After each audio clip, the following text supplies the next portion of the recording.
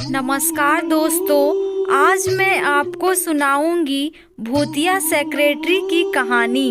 विवेक और श्रद्धा की शादी को कुछ ही दिन हुए थे और वो आज दोनों अपने हनीमून के लिए होटल में जा रहे थे। श्रद्धा, विवेक, अभी होटल कितनी दूर है? विवेक, ज्यादा नहीं, बस यहाँ से 56 किलोमीटर दूर है। श्रद्धा, इतनी दूर? बस हम दोनों सही टाइम पर पहुँच जाएं। मौसम बहुत ही खराब है, कहीं बारिश शुरू ना हो जाए।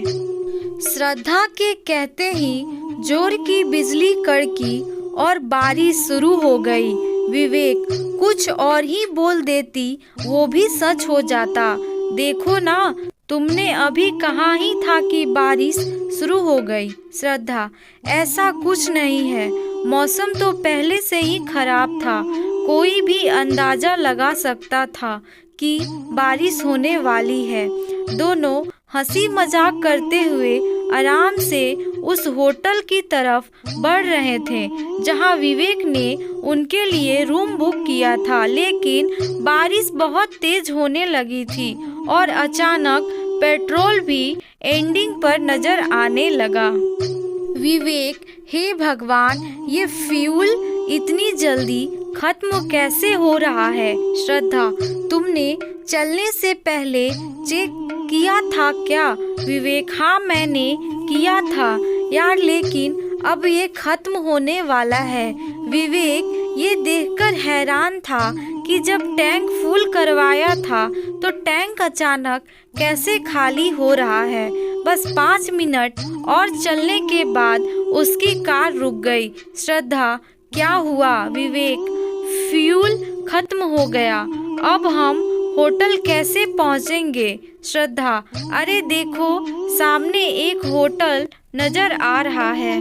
श्रद्धा ने उस गेट की तरफ इशारा किया जो कि कुछ ही कदम की दूरी पर नजर आ रहा था। होटल मिलांज। उसका नाम पढ़ते ही विवेक के चेहरे पर डर सा दिखने लगा। श्रद्धा, हाँ देखो ना, कितना अच्छा होटल है। आज रात यहीं रुक जाते हैं, सुबह यहाँ से चेकआउट कर लेंगे। विवेक पता नहीं होटल में जाने से क्यों कतरा रहा था, लेकिन श्रद्धा के आगे उसकी कहाँ चलने वाली थी।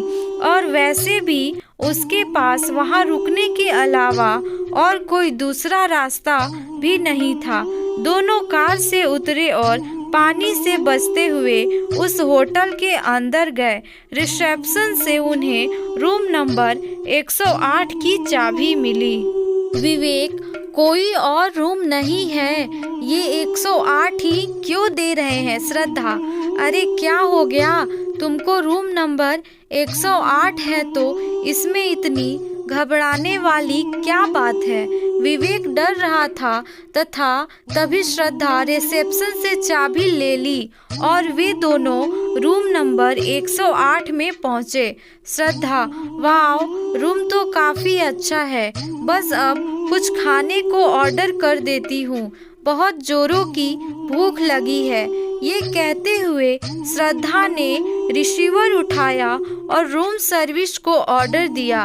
उन्होंने श्रद्धा को मेनू बताया और श्रद्धा ने ऑर्डर दे दिया। फिर दोनों बैठकर बातें करने लगे। कुछ देर बाद डोरबेल बजी और श्रद्धा ने उठकर दरवाजा खोला।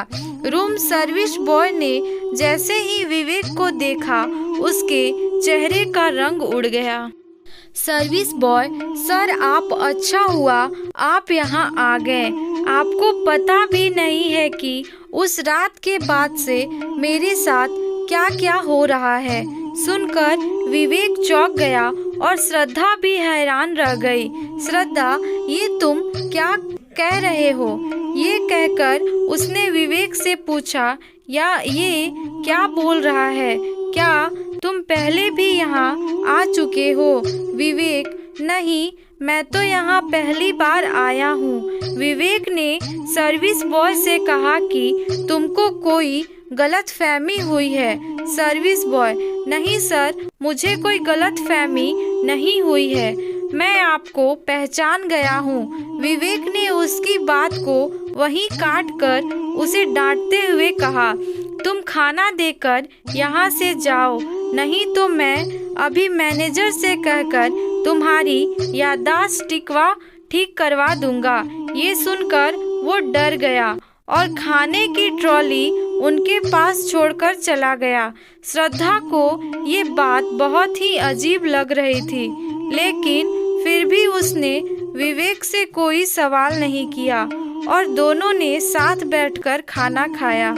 सर्विस बॉय वहाँ से निकलकर कॉरिडोर से जा रहा था, तभी उसको किसी की हंसने की आवाज़ सुनाई दी। आखिर वो दिन आ ही गया जिसका मुझे इंतजार था। ये सुनकर वो डर गया और पीछे पलटकर देखा तो वहाँ कोई नहीं था। सर्विस बॉय: अब वह यहाँ आ चुका है, तुम अब मुझे डराना छोड़ दो। भूत: तेरे जिंदा रहने से मुझे कोई फायदा नहीं है, तू उसको यहाँ लेकर नहीं आया, मैंने ही उसको यहाँ रोकने के लिए मजबूर किया। अब तेरे जिंदा रहने का कोई मतलब नहीं। ऐसा कहकर उसके सामने आ गई। ये लड़की बहुत ही डरावनी लग रही थी। उसकी आंखें पीली और चेहरा नीला पड़ा हुआ था। वह चिल्लाया, लेकिन अगले ही पल वह लड़की उसका गला पकड़ लिया और उसे जमीन से ऊपर उठा दिया और उसके पैर हवा में छटपटा रहे थे और सांस खींचने लगी थी। तभी एक झटके के साथ वह लड़की ने उसकी गर्दन घुमाई और धड़ से अलग कर दी। श्रद्धा: खाना तो बहुत ही टेस्टी था, मैं जरा वॉशरूम होकर आती हूँ। यह कहकर श्रद्धा उठी और वॉशरूम में चली गई।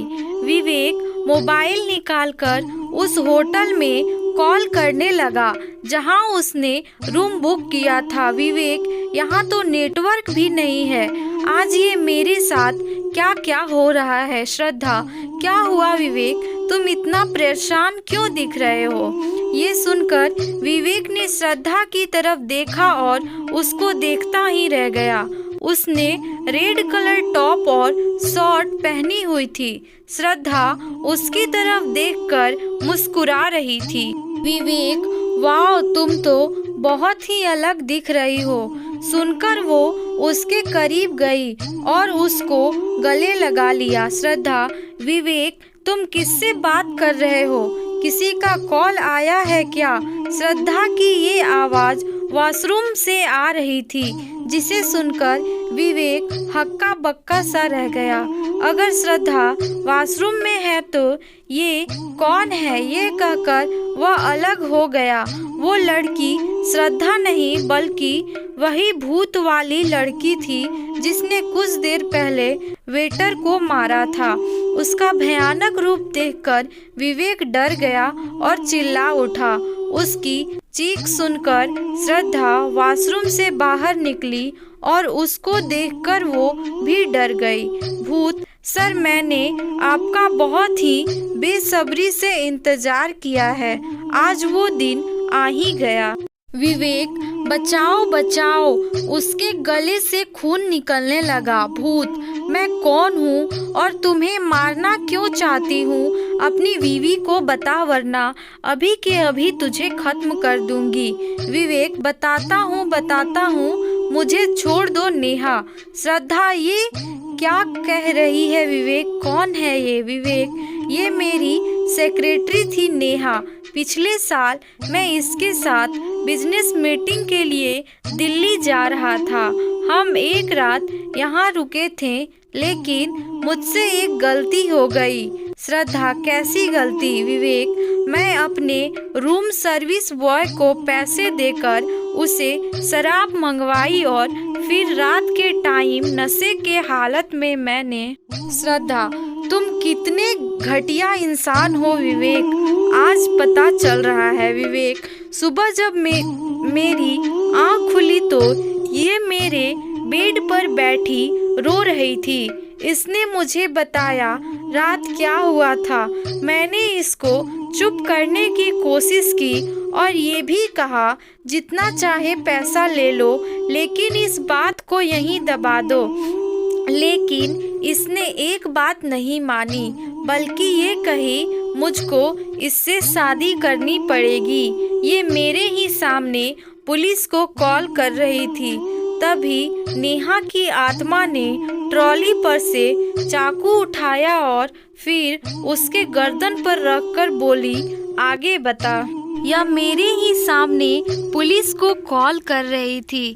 इससे मोबाइल छीनने के चक्कर में इसका सर टेबल से टकराया और इसके सर पर बहुत चोट आई और यह बेहोश हो गई थी। खून तब भी बहुत तेजी से बह रहा था। मैंने सोचा मैं इसे बचा लिया तो होश में आते ही यह मुझे पुलिस केस में फंसा देगी।